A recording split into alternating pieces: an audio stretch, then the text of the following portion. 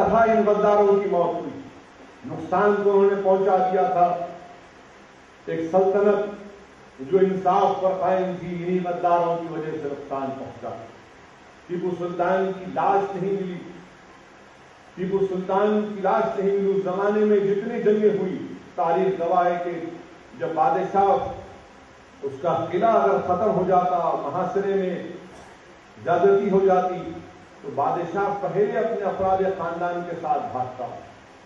مگر یہ ہماری تاریخ کا ایک پہلا بادشاہ ہے جس نے اپنے خاندان کو، اپنے بیوی بچوں کو محل میں رکھا اور کہا کہ میں نہیں بھاگوں گا۔ اور ٹیپو نے اپنی فوج کے ساتھ اپنے قلعے کی حفاظت کی اور شہید ہو گئے۔ انگریز ڈھونڈ رہے تھے، کئی گھنٹوں کے بعد ٹیپو کی لاش نظر آئی، شہید ٹیپو سلطان کی۔ تو انگریز مورخ لکھتا ہے کہ جب ہم جا کر اس کی جسم پاک کرانے ڈر رہے تھے، لوگ جا کر ہاتھ لگانے ڈر رہے تھے، کیونکہ ٹیپو کے ہاتھ میں اس کے تلوار تھی۔ باضابطہ 20-25 فوج اس لاش کو گھیرے، تب جا کر ایک اس زمانے کا جو ڈاکٹر تھا وہ معائنہ کرا، نبض دیکھ کر کہا کہ ہاں ٹیپو کی روح پرواز کر گئی۔ تو انگریز مورخ لکھتا ہے کہ ٹیپو سلطان کی لاش گرم تھی، ان کو یقین نہیں ہوا تھا کہ یہ کی جسم ضرور نکل گئی۔ اور تاریخ میں آیا کہ ٹیپو سلطان کے جسم پر 4 زخم تھے، 3 جسم پر تھے اور ایک سر پر گولی ماری گئی تھی ٹیپو سلطان کی۔ میرے بھائی، آج ہم اس شخص کو خراج عقیدت دینے کے لیے یہاں پر جمع ہوئے ہیں جس نے اس ملک کو انگریزوں کی غلامی سے چھڑانے کے لیے اپنا سب کچھ قربان کر دیا، جس کے والد نے انگریزوں کے خلاف لڑا اور اپنا سب کچھ قربان کر دیا۔ اگر یہ تاریخ میں یہ بھی نہیں بتاتے ہم کو کہ ٹیپو سلطان شہید اس وقت نیپولین سے خط و کتابت کر رہے تھے، افغان بادشاہ زمان شاہ سے خط و کتابت کر رہے تھے، اور نیپولین ان کو خط کا جواب کیسے لکھتا ہے؟ نیپولین کو کہتا ہے ٹیپو صاحب ہندوستان کے بادشاہ۔ نیپولین لکھتا ہے ٹیپو صاحب ہندوستان کے بادشاہ۔ اگر نیپولین کو سیریا میں شکست نہیں ہوتی تو شاید تاریخ کچھ اور ہو جاتی، کیونکہ نیپولین کو سیریا میں شکست ہوئی، وہ واپس فرانس کو جانا پڑا۔ ٹیپو سلطان بحری جہاز بنا کر حفاظت کرتے تھے ہندوستان کے ان تمام سمندری علاقوں کی۔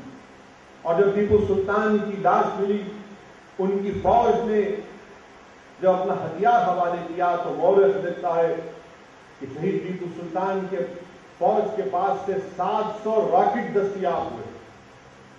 700 راکٹ! ہندوستان میں کوئی بادشاہ نے راکٹ کی اجازت نہیں کی۔ یہ بڑے بڑے سرما آتے یہاں پر، بڑے بڑے باتیں کرتے، وہ فلاں زندہ باد، ان کی اماں زندہ باد، مگر ٹیپو سلطان راکٹ کی اجازت کیا۔ 700 راکٹ، 2.5 کلو کے 700 راکٹ۔ اب بولیں گے کہ سعودی اویسی جھوٹ بول رہا ہے۔ 1980 یا 90 میں ہمارے سابق صدر جمہوریہ مرحوم عبدالکلام کا خط ہے جس میں انہوں نے لکھا کہ امریکہ کے ایک مائنہ سائنٹسٹ نے مجھے خط لکھ کر یہ بات کہی کہ کیسے ٹیپو اس وقت یہ راکٹ بنا سکا۔ آپ کو معلوم کہ 700 یہ راکٹ انگریز یہاں سے لے کر جا کر، آج سائنس میں کوئی ریورس انجینئرنگ کا کانسیپٹ ہے، یعنی چوری کرنا۔ انگریزوں نے راکٹ کی ٹیکنالوجی کو ٹیپو سے چوری کیا۔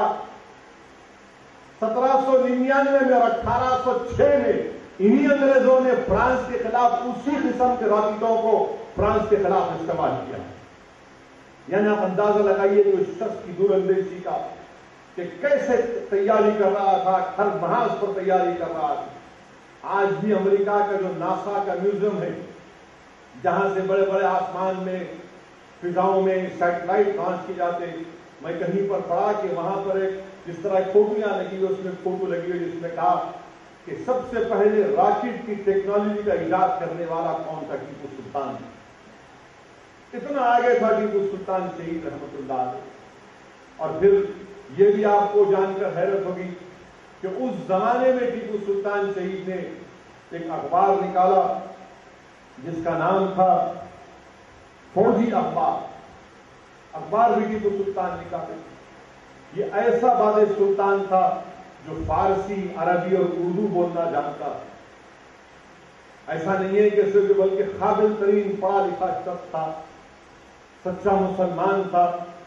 مگر آج افسوس کے ساتھ کہنا پڑتا ہے کہ ہم مسلمانوں نے اس ملک کی آزادی میں حصہ لیا، بلکہ سب سے پہلے خون کا خطرہ انگریزوں کے خلاف اگر کسی نے بہایا 57 کی جنگ آزادی سے پہلے، بہادر شاہ ظفر سے پہلے، ان تمام سے پہلے ٹیپو سلطان تھے.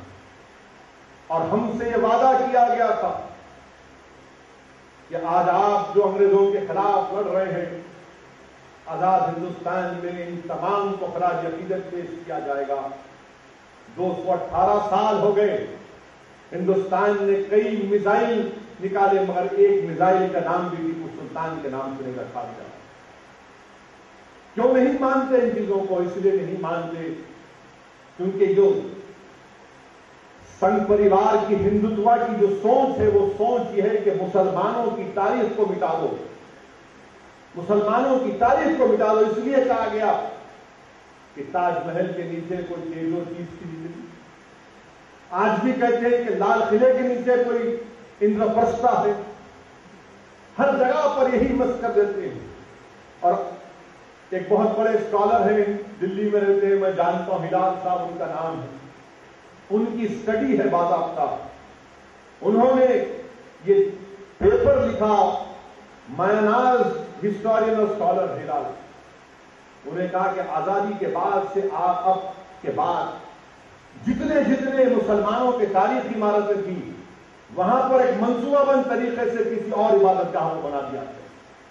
یہ اسکالر کا پیپر ہے، اس پر بحث ہو سکتی ہے، مگر مسلمانوں کے کنٹریبیوشن کو، مسلمانوں کی تاریخ کو ختم کر کے رکھ دینا اور یہ بتانا کہ ہندوؤں کے خلاف تھے، پھر وہ سری نگری کی مندر کو توڑنے والے کے خلاف آپ کیا کہیں گے؟ کوئی اس پر بات نہیں کرے گا، کوئی اس پر بات نہیں کرے گا. عیسائی تھے تو عیسائیوں کے مذہب کے لیے ٹیپو سلطان نے گوا کو خط لکھا وہاں تو حکمرانوں کو، پرتگال کے، کہ بھائی یہاں پر عیسائی ہے، وہ اپنے مذہبی رسم و رواجات پر چلنا چاہتے ہیں، آپ کسی پادری کو بھیجائیے. اس کے اوپر کوئی لکھنے والا نہیں.